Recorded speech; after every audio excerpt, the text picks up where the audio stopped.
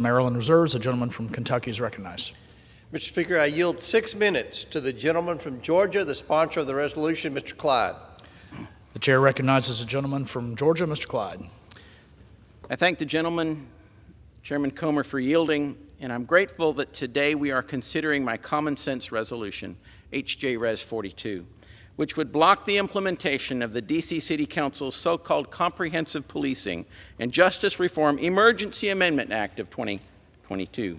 HJRes 42 is essential to both increase public safety and combat rising crime in our nation's capital city.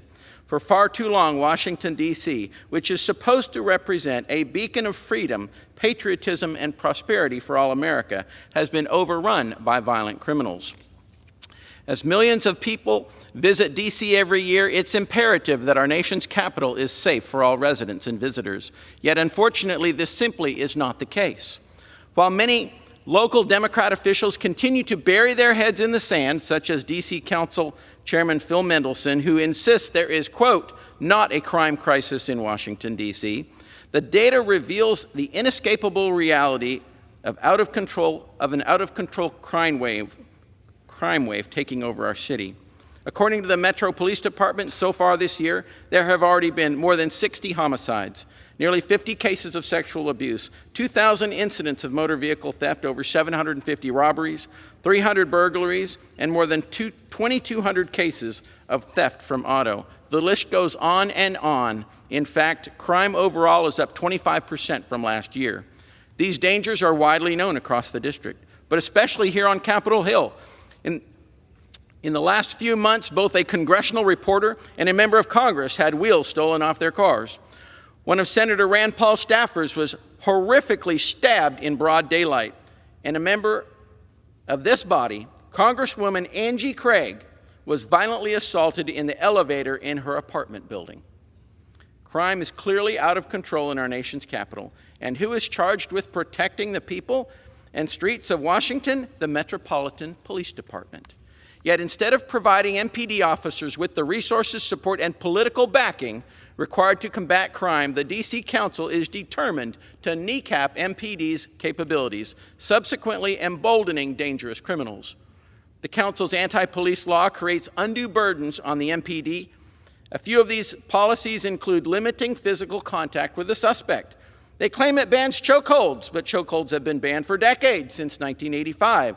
So this ban is really just a cheap attempt at a political talking point. But it goes further, placing liability on officers just for touching near the neck area without any intent whatsoever. Additionally, this legislation sets MPD officers up for failure by prohibiting officers from viewing body-worn camera footage when writing initial reports. This reform also requires the mayor to publicly release the names of officers in all instances of serious use of force, allowing radical activists to target officers and their families. The D.C. Council's bill strips the D.C. Police Union of collective bargaining rights and repeals a D.C. Code provision that requires the Metro Police Department to commence disciplinary action against an officer within 90 business days. This means that officers could be placed under investigation for an indefinite period of time, which strips their right to timely due process of law. Notably, since this legislation has been in effect under emergency legislative powers since 2020, the MPD has lost almost 1,200 officers and currently operates at a 500 officer deficit. Officers are expressing their great concern with their feet and are leaving faster than they can be replaced. The D.C. police force has been depleted to an astonishing half-century low. Undoubtedly, the D.C. Council's misguided legislation has driven out men and women in blue who protect us, while disincentivizing individuals to join the force. And honestly, who can blame them? Who wants to put their life on the line in a city where local officials continue to put criminals first and police officers last? Back in 2020, Mayor Bowser allowed a painted message, "Defund the police," to remain on a street near the White House for more than 2 months. Clearly, D.C. officials have made their message abundantly clear, and they continue to fail the men and women of the Metropolitan Police Department. In response, we must be united in supporting MPD officers and restoring law and order in Washington by blocking the D.C. Council's legislation. We have both the authority and the responsibility to do so.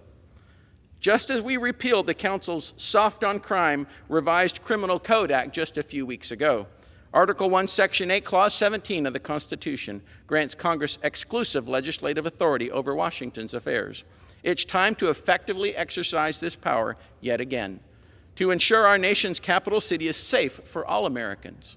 After all, as the heart of our republic, Washington, D.C. should be the safest city in this great nation.